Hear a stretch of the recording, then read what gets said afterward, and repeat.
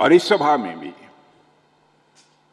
जिस प्रकार का कार्यकर्ताओं में और जनता में उमंग और उत्साह मैं देख रहा हूं, बहनों भाइयों, मेरा विश्वास पक्का हो गया है कि अब उड़ीसा नई उड़ान लेने के लिए पूरी तरह से तैयार हो चुका है। यदि मैं नई उड़ान की बात कर रहा हूं तो इसका मतलब यह है कि उड़ीसा की जनता अब डबल इंजन की सरकार उड़ीसा में बनाने के लिए पूरी तरह से तैयार है। मुझे जानकारी है कि यह क्षेत्र हमारे आदिवासी भाइयों का बहुल क्षेत्र है। यहां तक आदिवासी समाज का प्रश्न है और जो मैं उनके इतिहास को जानता हूं, मैं कह सकता हूं कि हमारे आदिवासी भाइयों का, आदिवासी समाज का बहुत ही गौरवशाली इतिहास है।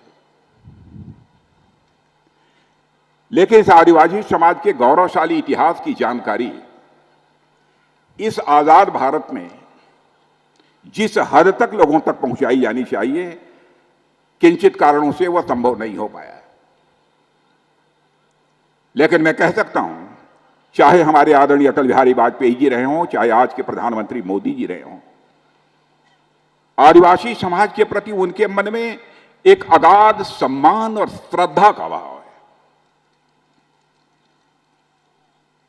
क्या कभी कोई कल्पना कर सकता था कि भारत का ऐसा भी कोई प्रधानमंत्री आएगा जो कि आदिवासी समाज के हमारे किसी बहन को भारत के का जो सर्वोच्चतम पद होता है, राष्ट्रपति पद, उस पर पहुंचाने की पहल करेगा और राष्ट्रपति बनाएगा।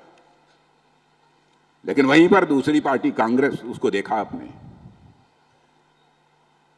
कि आदिवासी समाज की हमारी एक बहन भारत की राष्ट्रपति बनने जा रही थी। प्रस्ताव किया गया था सरकार की तरफ से, हमारे प्रधानमंत्री की तरफ से।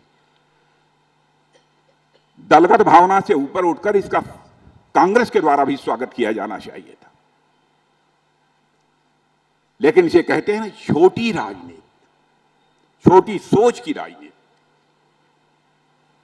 कांग्रेस यह करने का साहस नहीं जुटा पाई। बिरसा मुंडा जी के गौरवशाली इतिहास को कौन नहीं जानता? बिरसा मुंडा के जन्म दिन को आदिवासी गौरव दिवस के रूप में मनाने का फैसला यदि किसी सरकार ने किया है तो मोदी जी की सरकार ने किया है।